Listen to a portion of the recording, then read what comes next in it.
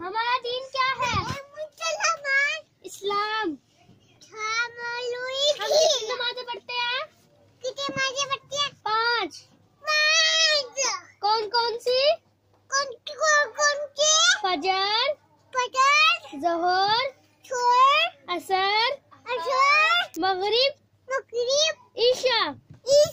हमारा दीन क्या है? इस्लाम। आपके पापा का नाम क्या है?